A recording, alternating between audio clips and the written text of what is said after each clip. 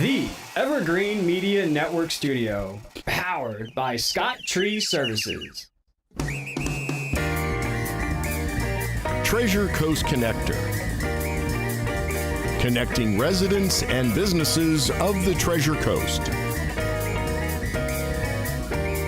And here's your host, Ellen Contreras. Welcome to Treasure Coast Connector. I'm your host, Ellen Contreras. This episode is proudly sponsored by K. Carlton International.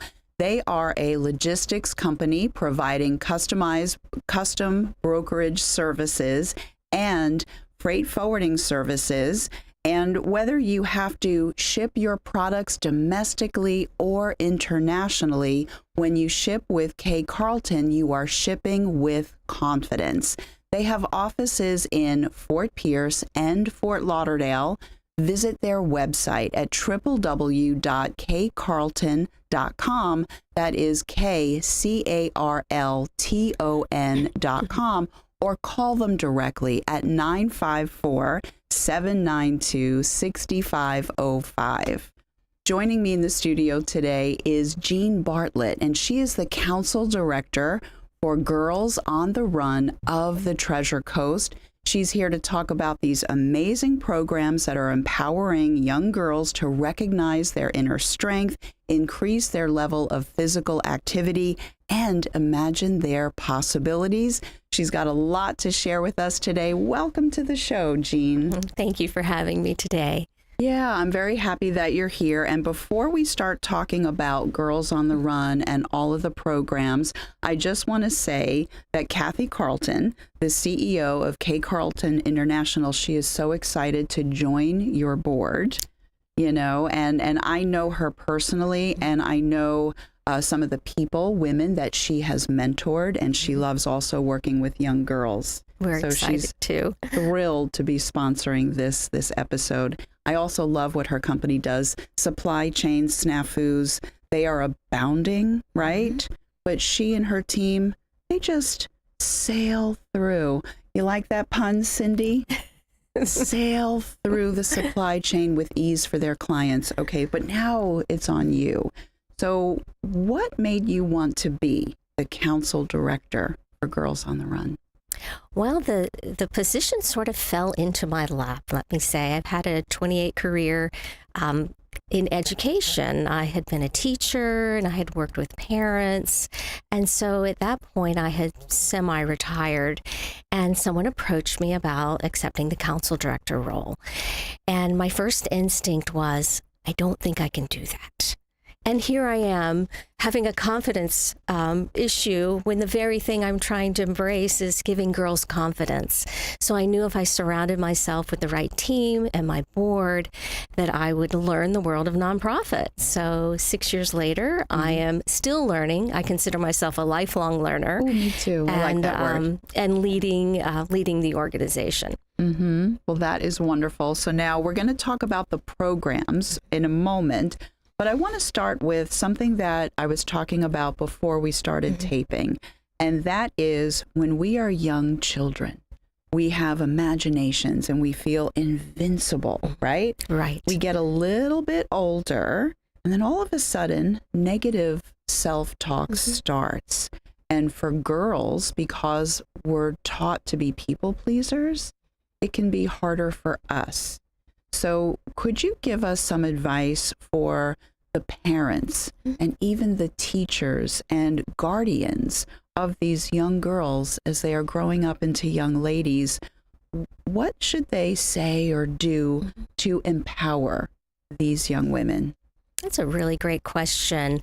I think truly having conversation with a child is so important, and having that give and take and back and forth, and asking them how they feel about something, and thinking about when we give compliments versus saying, you look so pretty.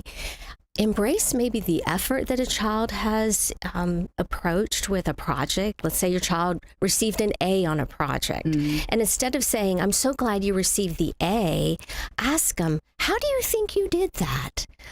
What made you feel differently about that? So truly asking the child to think about, what skill did I bring to the table? What strength did I bring to the table?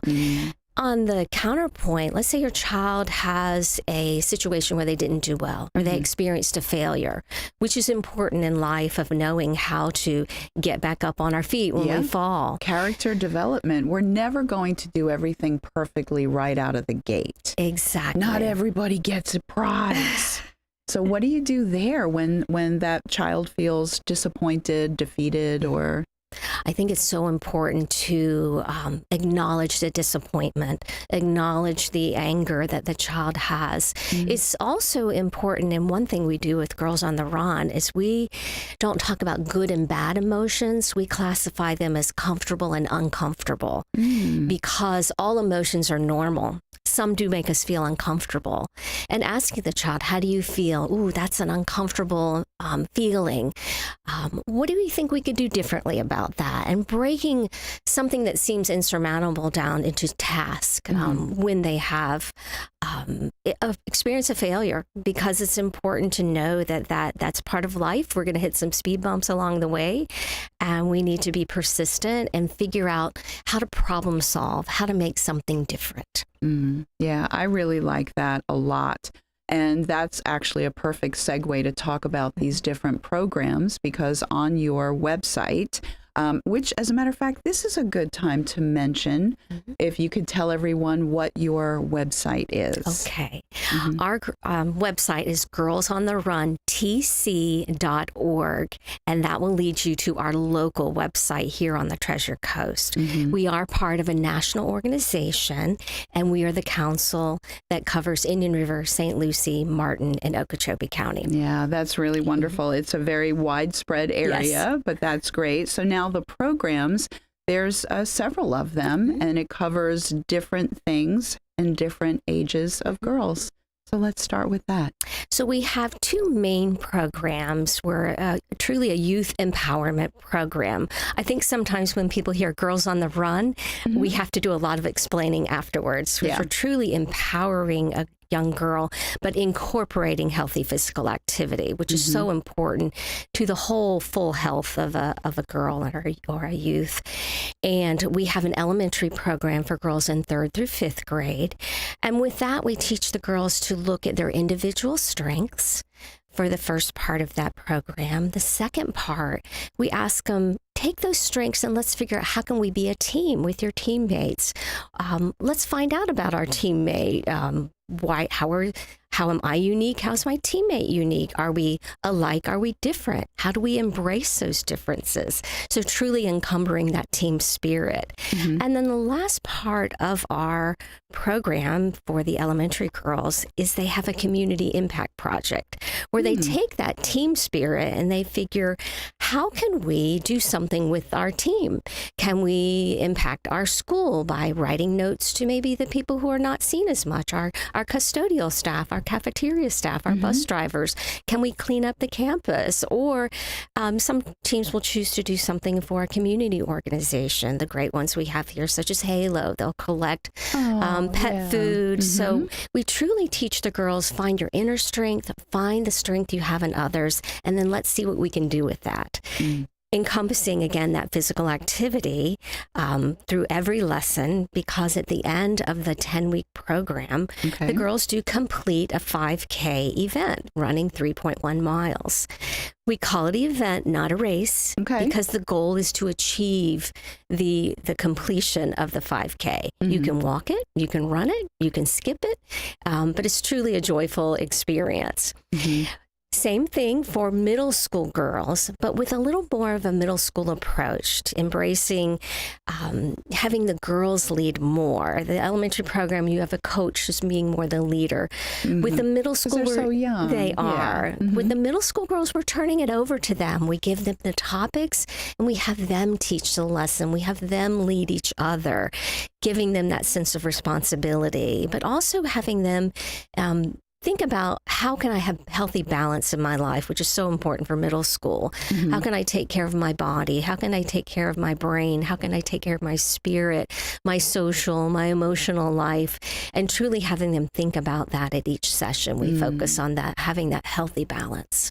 Yeah, that's wonderful. And it teaches them critical thinking skills and leadership. And you're getting them interested also in helping others in the community. Right. And that's wonderful. So they are 10-week programs. Is it just 10 weeks out of the year, or is it a 10-week cycle where you have a couple of different, like 10-week?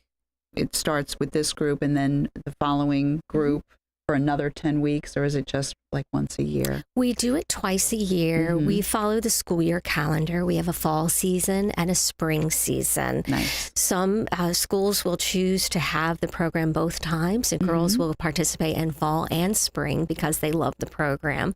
We have different curriculums, so they're not getting the exact same skills each time. And then in the summer, we also have a summer camp program where we do just going to ask about it's called that. Camp Goater, and it's embracing, again, the skills, but with a little less physical activity. We're not running a 5K at the end of the week, but in we do 100-degree heat. Okay. We do fun running games or physical activity games, but we also have crafts. Girls do role plays. They'll put on a play and how they will problem solve through the arts as well.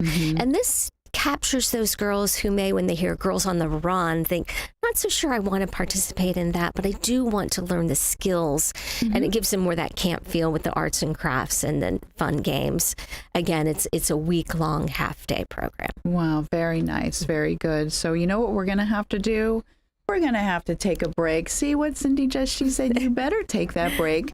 But you better stick around. Oh, I'm so bossy. We have so much more to talk about. You're not going to want to miss the second half. We'll be right back.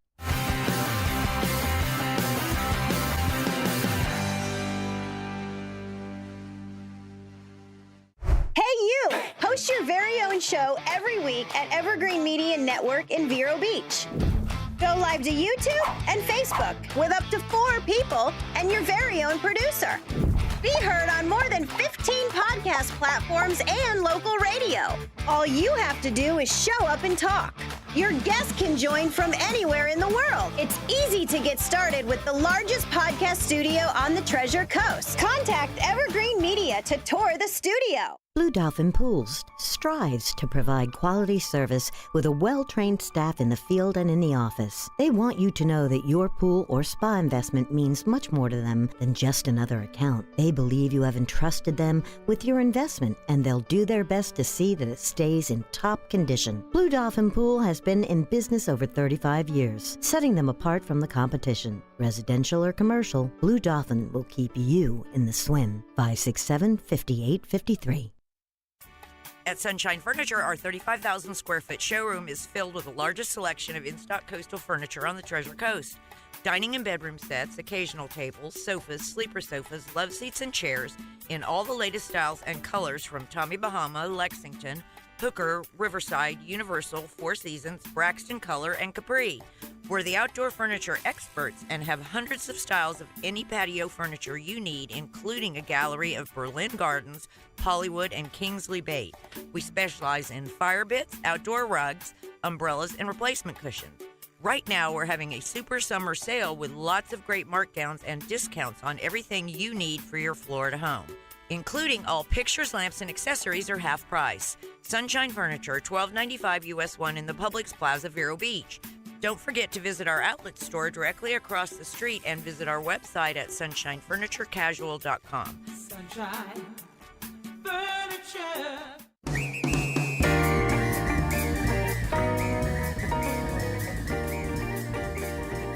Welcome back to Treasure Coast Connector. I'm your host, Ellen Contreras. This episode is proudly sponsored by K. Carlton International. They are a logistics company providing customized customs brokerage and freight forwarding services, offices in Fort Pierce and Fort Lauderdale. When you need to ship something domestically or overseas, when you ship with K. Carlton International, you are shipping with confidence. their website, www.kcarlton.com, KCARLTON.com, or call them at 954-792-6505. I'm joining back with Jeane Bartlett, the Counsel Director for Girls on the Run. Okay, we had a great conversation first half about all of these programs, but I wanted to make sure that the parents understand how they can get their daughters signed up. Well, first of all, what we do is we recruit sites. We go mainly to our schools, and we can be off sites and community sites, but mainly to our schools. We work with administration and ask would they be willing to host our program. And they assist us in finding the volunteers. Most of our volunteers are teachers. And once we have the program, we have a 2-week sign-up period.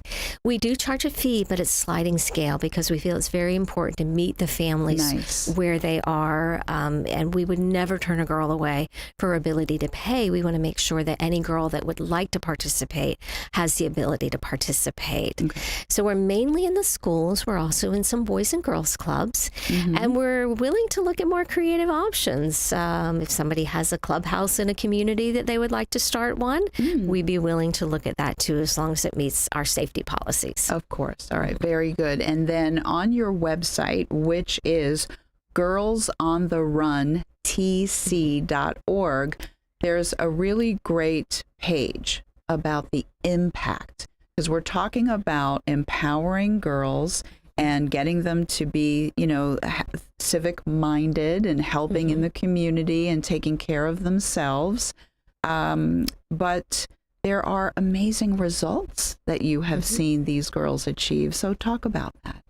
So as a national organization, we have done studies because we want to make sure the program meets the needs of our girls. So we have had a study done by Dr. Maureen Weiss, and she followed girls after they had completed Girls on the Run, giving them surveys, having interviews, and finding out they were continuing to use the skills that they learned in Girls on the Run after the program had ended. In other words, at the end of that 10 weeks, they continued to embrace the skills of feeling more confident, of feeling competent, of setting goals, of being problem solvers. That was a study one. We are currently in an alumni study right now, more of a long-term study in finding out how are those skills being impacted with the girls 10 years afterwards. Older. Yes, she's currently conducting a study, and we're looking forward to having those results. On a local theme of that, we have our local teachers and school administrators will say they'll see differences in girls who participate in the program. In other words, they're able to handle their emotions a little better, feeling that before I respond, I might need to stop, think, take a breath, and think about what's that response going to be like. So on a local impact, we do have that. We also find some of our girls truly end up love running.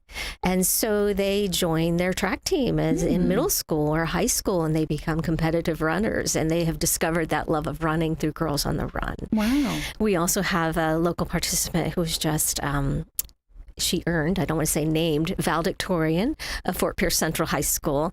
And she started in Girls on the Run as an elementary student and middle school student, and has shared that a lot of the confidence that she had to give her speech came from the Girls on the Run program. Wow, that is wonderful.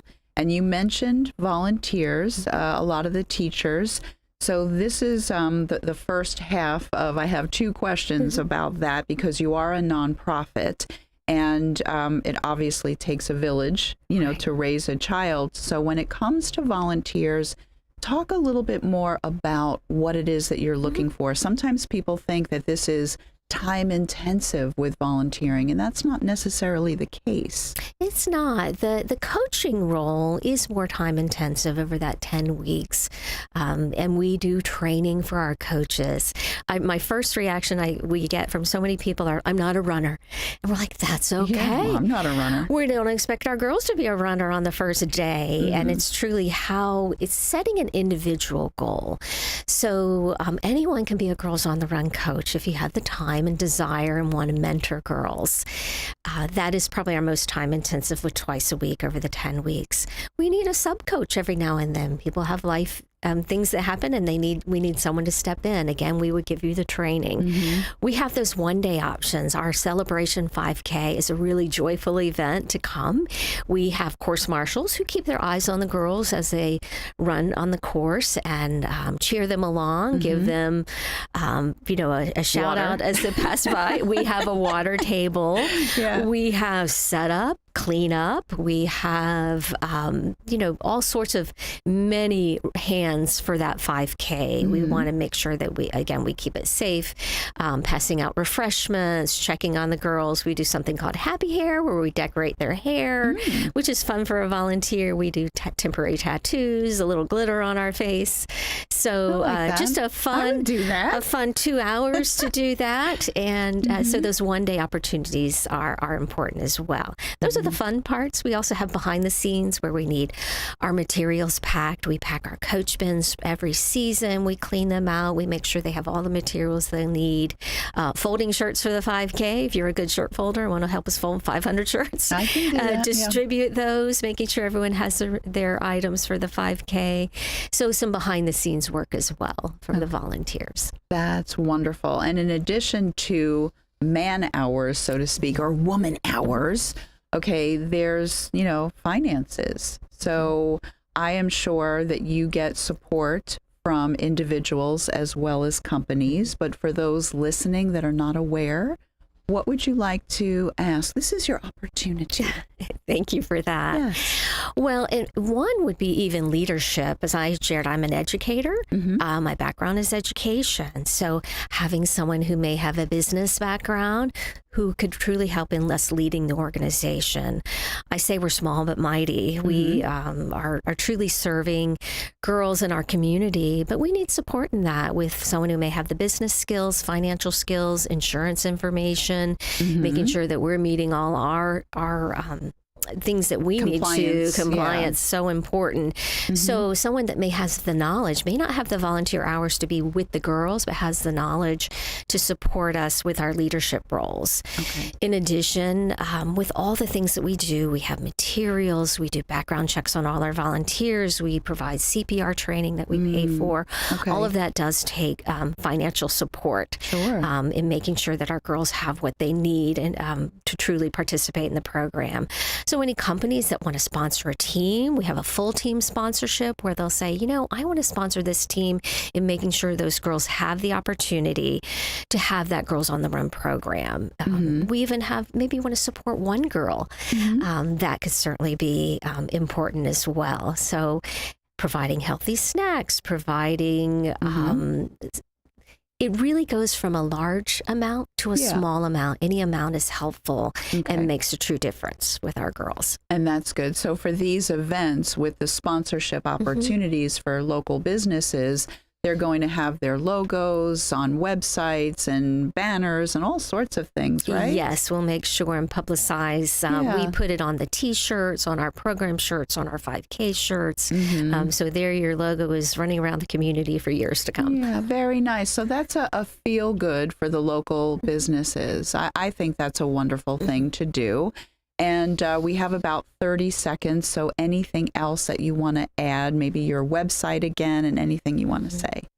I want to say so many times when I talk about Girls on the Run, people will say, I wish I had that when I was growing up. And we are exploring, we have a Goater for grown-ups, and we'll do some of our lessons with different groups, a Rotary group, a women's group, and we'll come and teach a lesson, and it really creates wonderful conversation of how we view ourselves. And if we can continue to empower ourselves as adults, we can continue to do that with our children as well. That is a wonderful idea. So we have 5 different Rotaries, here in Vero Beach. And so that's wonderful. So we'll reach out to them and the Kiwanis Club and such. So that's a really great thing. So I just wanted to say thank you so much, Jeane, for being on the show. I know that a lot of people that are listening and watching are going to want to help in some way. I just know that. And so for the parents listening, sign up, girlsontherun.tc.org, if you want to get your daughter involved in any of these programs. Thank you again. My name is Ellen Contreras, host of Treasure Coast Connector. Thank you, Kathy Carlton of K. Carlton International, for sponsoring this episode. I miss you already.